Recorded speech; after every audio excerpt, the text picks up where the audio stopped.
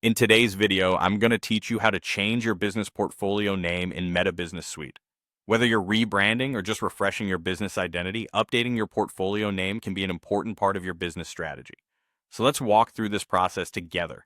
First, you'll want to head over to the Meta Business Suite, the centralized hub where you manage all your business needs across Meta platforms.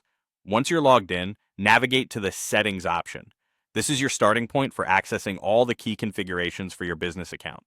The settings can be found in the main menu, typically represented by a gear icon. Clicking on it opens up a list of all the different settings you can adjust. Next, you're going to look for the Business Portfolio Info section. This option is located conveniently on the left-hand menu. It's specifically designed to help manage high-level information about your diverse business activities. Once you've clicked on Business Portfolio Info, you'll see an overview of your current portfolio details.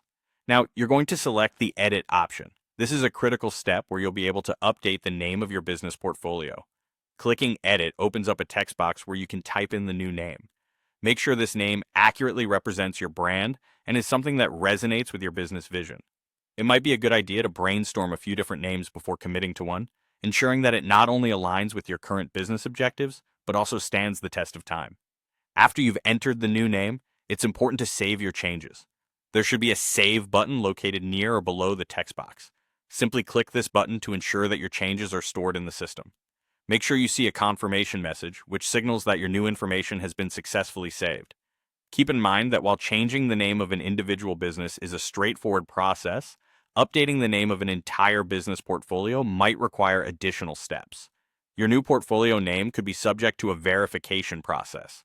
This means that Meta may take some time to review the changes to ensure they comply with their guidelines and standards. You might want to check back after a short period to see if your request has been approved and if the new name is visible across your Meta platforms. Thanks for watching, and I hope you found this guide clear and helpful.